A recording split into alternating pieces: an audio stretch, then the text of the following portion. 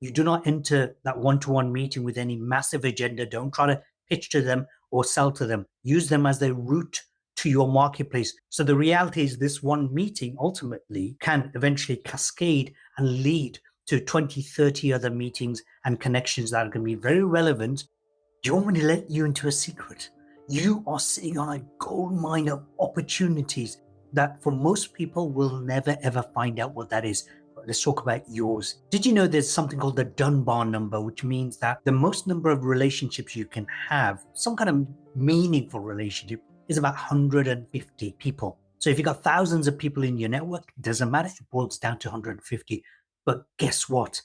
Other people have also got those kind of networks. My name is Harun Rabbani, and I've been in the field of networking, connecting since the mid-90s when I used to sell medical equipment. And then later on, when I set up my own business. And you know what? It just blows my mind that people are leaving money at the table simply because they are not following up with their network. So in this episode of the Harun Rabbani podcast, we're going to do a follow-up event from the last episode, which was about networking, but this is about taking it to the next level. So you've been to a conference, you've been to an event, what next? A couple of weeks ago, we were hosting the Sustainability On conference, and I met some amazing people, and I've been following that up one by one with loads of people after that event, and I've got a lot more people to get through. Last week, I went to the Birmingham Business Network, which is a monthly event that takes place every month in Birmingham. And one of the people that I met was Joseph. So Joseph works for a company which specializes, amongst other things, in helping innovative companies who do R&D to save as much of that money as possible and consequently end up with more profitability. Now, he's got a particular set of skills that I don't have, and I've got a whole bunch of people within my network who could tap into his particular set of skills. But of course, on first glance, when we met, it was just a normal, casual conversation. We exchanged contact details, and only today I had the meeting. As a result of having our one-to-one meeting, we discovered so many things. And I'm going to share with you later on, towards the end of this episode, some of the consequences of that particular event. So here's what you do once you've met somebody, whether it's on LinkedIn or whether it's on some other social media network like TikTok or Instagram or Facebook, or you've met them at an event or even casually at a coffee shop or out at the sauna where you chit chat and you end up finding that there is some kind of synergy. So you've met, you had the initial conversation. That's like having a coffee date. You're having a little bit of a date, but not much is going on. Next level is actually quite powerful. In your second meeting that you do, you can do this virtually or in person. Now, if I have not met that person in real life, in the physical form, then I would prefer to do my meeting in person. If they live far away, no, I'll do it on Teams or Zoom or some other platform.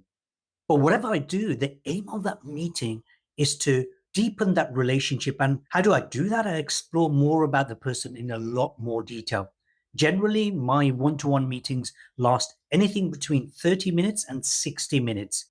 Now, there's a particular way I approach these meetings. And the first thing is I want to find out everything about them that I can. Even before your meeting, you dig deep, you do a lot of research. So I love LinkedIn for this. If somebody is posting on LinkedIn, I can look up their work history. If they're posting regularly, it tells me a bit more.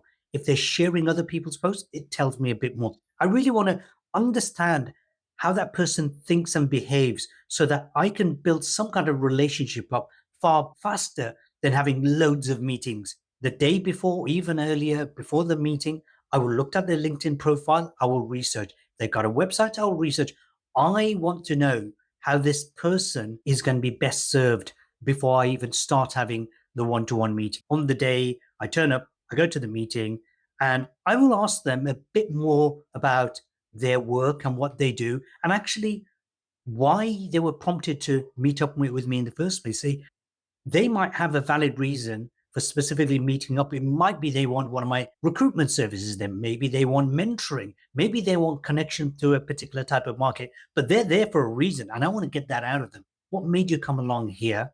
Tell me about your skills. So I want to know their skill sets. What's the one thing or the two things that they're absolutely magnificent at? I also want to know a bit more about what they're working on right now, whatever the company that they're working on, whether it be accountancy practice or a tech startup or a company which is growing, but it wants to embed sustainability into their practice.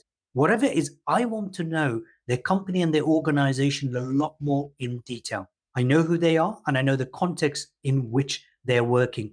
The next thing I want to know is what is the kind of person that I can help connect them with? Now, keep this in mind. I'm not saying, how can I help you directly? I'm saying, who is it that you would like to be connected to? What kind of person? Because that's very useful. You see, I've got, I don't know, probably 10,000 people in my network, certainly 6,000 or so on LinkedIn alone.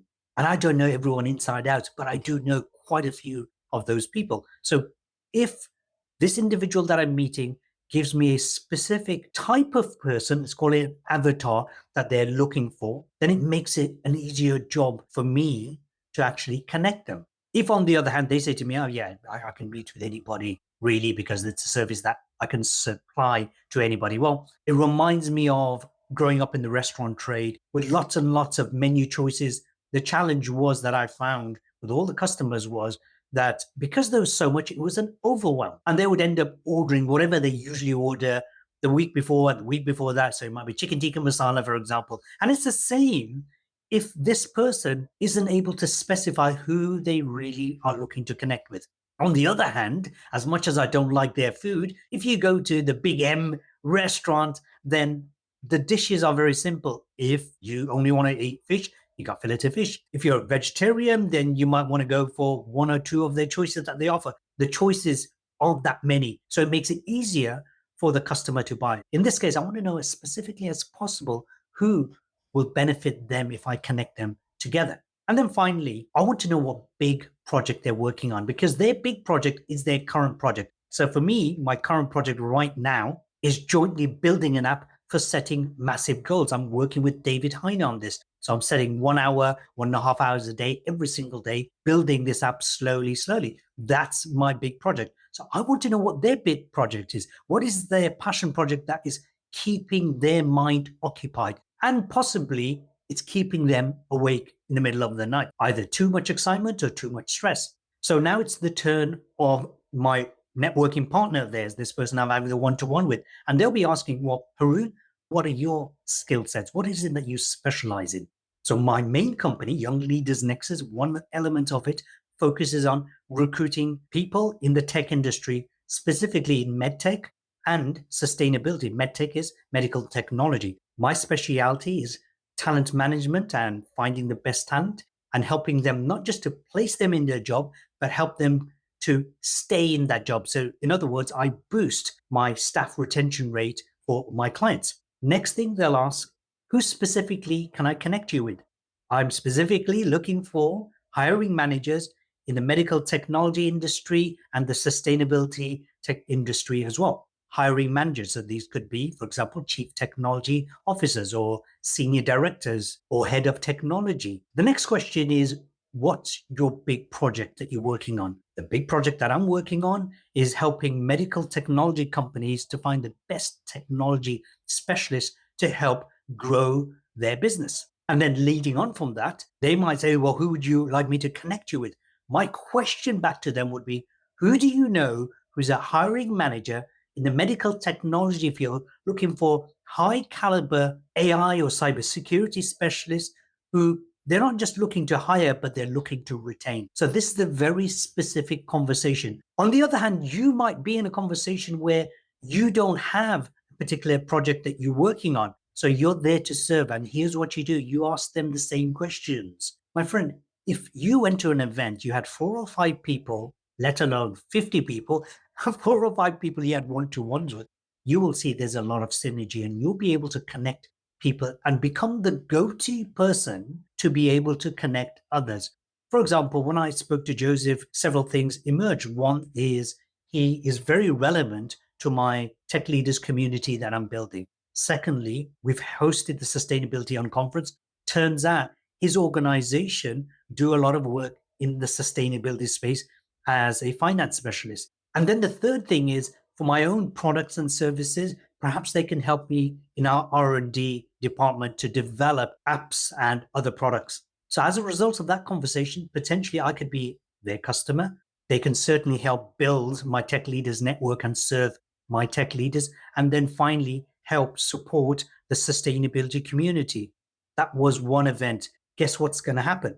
I'm going to be speaking to two other people as a result of this one conversation, and I've not even asked for contacts beyond that yet. So the reality is, this one meeting ultimately can eventually cascade and lead to 20, 30 other meetings and connections that are going to be very relevant to me and to them. But here's the good news. It's actually a very simple process, 3-step question, their background, their skills, their big projects, and who they're looking to connect with. You do not enter that one-to-one meeting with any massive agenda. Don't try to pitch to them or sell to them. Use them as the route to your marketplace, the people you're trying to reach out. Example, if I'm talking to 150 people across the year through their network, I can potentially reach 150 times 150, which is what? Real opportunities for me. In between, of course, a lot of opportunities will emerge. It is a bit of a science, but it's certainly an art. So the more practice you get, eventually in time, you'll become not just a genius, you'll become a maven. And a maven is that true connector that knows everybody who knows everybody else. Hope this has been useful for you. Let me know what you'd like to learn next about networking and how we can help you grow your organization. Bye for now.